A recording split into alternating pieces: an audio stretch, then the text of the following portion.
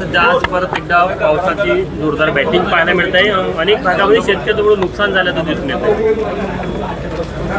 शेतकऱ्याच्या शेतीमधील पिकाच्या नुकसान भरपाईबद्दल कालही माननीय मुख्यमंत्र्यांनी यवतमाळमध्ये प्रशासनाला सूचना दिल्या आहे आणि जे नुकसान शेतकऱ्याचं झालं, केंद्र सरकार राज्य सरकारचे जे NDRF ADRचे जे नॉर्म्स आहे त्याप्रमाणे शेतकऱ्याला नुकसान भरपाई देण्याची शासनाची तयारी आहे आणि पंचनामे सुरू झाले आहेत। बंजारा समाजाकडून आदिवासीमध्ये जाण्याची मागणी होत आहे, पुन्हा आदिवासीकडून त्या सगळ्या गोष्टीला विरोध केला जातो। नाही, आता प्रत्येक समाजाची मागणी त्या समाजाला न्याय मिळण्याकरता येत असतं, पण शेवटी आरक्षणाचे नियम आहे, कायदे आहे। कुठल्याही आरक्षणामध्ये कुठल्याही समाजाची एंट्री करायची असेल तर शेवटी अनुसूचित जाती आणि अनुसूचित जमाती तर केंद्र सरकारकडे पाठवावं लागतं। त्यामुळं मला असं वाटतं की याच्यामध्ये जे काही मागणी आली आहे त्यांच्याशी चर्चा करू, जे काही निवेदन करते यांच्याशी चर्चा करू। काल उद्धव ठाकरे असं म्हणाले होते की कुठेतरी भाजपने आपल्या अवकाशात राहावं, अशा प्रकारचा शब्दप्रयोग केला त्यांनी। उद्धव ठाकरेंचा तोल घसरलेला आहे, त्यांना हे माहिती झालं आहे की आता काँग्रेसही त्यांना सोडून गेली आहे। महाविकास आघाडीचे अनेक लोक उद्धव ठाकरेजीकडनं नाराज होऊन त्यांनी आपलं तोंड फिरवलं आहे। आता उद्धव ठाकरेजवळ जी काही मताचं राजकारण करण्याची एक त्यांनी जे खेळी केली होती ती खेळी आता फसली आहे, त्यामुळं ते निराश झाले आहे। निराश झाल्यामुळं आता अशा पद्धतीचे वक्तव्य करून त्यांची जी काही महाराष्ट्रामध्ये माजी मुख्यमंत्री म्हणून जे एक इमेज आहे ती अशा शब्दप्रयोग करून ते डॅमेज करताय, स्वतःची उंची कमी करताय। शरद पवारांच्या राष्ट्रवादीकडून आज नाशिकमध्ये आक्रोश मोर्चा काढला जात आहे शेतकऱ्यांच्या प्रश्नाला घेऊन। मोर्चा काढणं कामच आहे त्यांचं, आम्ही न्याय द्यायचं काम आहे, आम्ही न्याय देऊ शेतकऱ्यांना। काल शरद पवारांनी EVM संदर्भात कसा फ्रॉड आहे तर डेमो करून दाखवला पुण्यात। निवडणूक आयोगाने यापूर्वी खूप वेळा यांना बोलवलं होतं, ते पार्टीच्या कार्यकर्त्याला समजवण्याकरता ते दुकान मांडलं आहे। EVMचं काहीतरी ते काल दाखवलं, पण जेव्हा निवडणूक आयोगाने तुम्हाला अधिकृत बोललं होतं, अधिकृत नोटीस दिली होती, अधिकृत त्या ठिकाणी तुमच्या ऑब्जेक्शन्स मागितले होते, तेव्हा मात्र कोणी असं घेऊन गेले नाही। पार्टीच्या मिटिंगमध्ये कार्यकर्त्यांना ते महायुतीकडे जाऊ नये याकरता, कार्यकर्त्यांना स्टेबल ठेवण्याकरता किंवा त्यांची पार्टी सोडू नये म्हणून केलेला प्रयोग आहे। आम्ही मॅचवर अधिकृत केलं जाणार आहे, आम्ही मॅचवर थुंकतो असं संजय राऊत म्हणाले, त्यामुळे खेळाडूंचा कुठेतरी अपमान नाही का? संजय राऊत खूप काही गोष्टीवर थुंकतात, त्यामुळे त्याचं सिरियस घेऊ नका। शिंदेनी बाळासाहेबांचा फोटो वापरू नये, त्यांनी अमित शहांचा त्यांच्या मुलाकडून सल्ला घ्यावा असं राऊत म्हणाले। संजय राऊताचं उत्तर मी कशाला देऊ,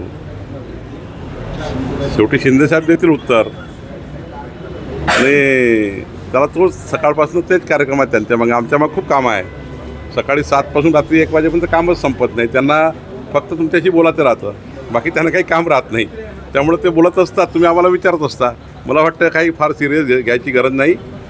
हिंदू हृदय सम्राट बाळासाहेब ठाकरे यांचा फोटो हा आदर्शनीय आमच्याकरता आदर्श स्थळावर आहे, एक मोठा आदर बाळासाहेबाबद्दल आम्हा सर्वांना आहे आणि संजय राऊत कुणालाही या महाराष्ट्राच्या 14 कोटी जनतेला हे असं म्हणू शकत नाही, कुणी राव, शिंदेसाहेब असो की महाराष्ट्र जनता राव, की बाळासाहेबाचा फोटो का लावला।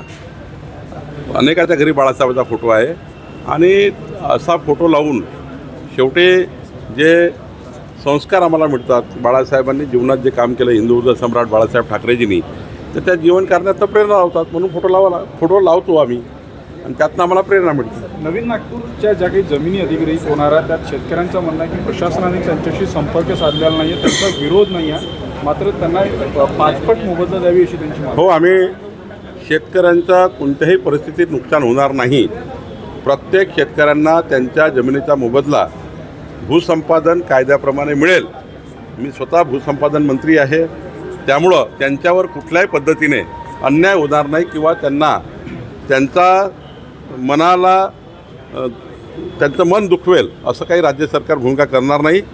सर्व शेतकरी शेवटी आता प्रायमरी जेव्हा आपण प्रोजेक्ट तयार करतो तेव्हा ते प्रायमरी जागा प्रपोज करतो आपण, आता त्याचा फायनल कॅबिनेटमध्ये झाला आहे पण जेव्हा जागा ॲक्च्युली संपादन करू तेव्हा शेतकरीही चर्चा करून त्यांचे जे काही रेट आहे त्या रेटबद्दलही चर्चा करू आणि जे काही नियमाप्रमाणे त्यांना जो त्यांचे सॅटिस्फाईड होईल असा मोबदला आपण देऊ. महायुतीला गालबोट नव्हता, त्यांना काय शुभेच्छा तुम्ही द्याल? यशस्वी पंतप्रधान म्हणून तुम्ही त्यांच्याकडे पाहता. माननीय पंतप्रधान नरेंद्र मोदीजी यांनी विकसित भारताचा संकल्प केला आहे. 2047चा विकसित भारत, जगातला सर्वोत्तम भारत, जगातला सुरक्षित भारत हा मोदीजींनी घडवलेला आहे आणि जगातल्या सर्व देशामध्ये भारताची पत ही 100 पटीनं वाढवण्याचं काम माननीय प्रधानमंत्री मोदीजींनी केलं आहे. 140 कोटी जनतेने माननीय प्रधानमंत्री मोदीजींना तिसऱ्यांदा प्रधानमंत्री म्हणून या देशाची सेवा करण्याची संधी दिली आहे. आमचे प्रधानमंत्री मोदीजी युगपुरुष आहे.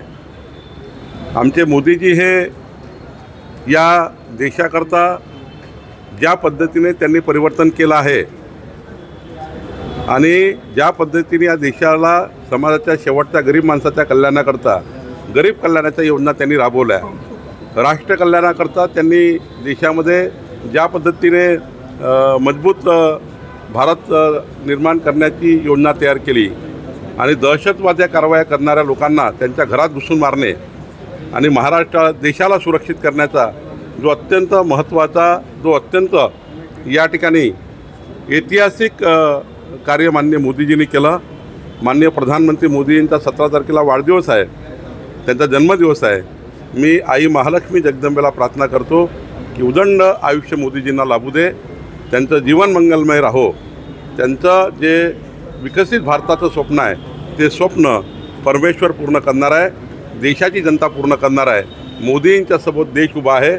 मी मोदीजींना खूप खूप शुभेच्छा देतो. तिसरा रिंग रोड जो आहे नागपूरच्या वाहतुकीसाठी महत्त्वाचा आहे, काय अपडेट आहे? काय तिसरा रिंग रोड आपला होतो आहे, त्याची डिझाईन आणि प्लॅन मंत्रिमंडळाने मंजूर केला आहे. त्याच्या ॲक्विजिशनची कारवाई होईल आणि मग तो रस्ता NMRDAच्या माध्यमातून बांधकाम होईल. महाराष्ट्रातील ताज्या बातम्यांसाठी बघत रहा टाइम्स टुडे टीव्ही. सोबतच शेअर करा, सबस्क्राईब करा.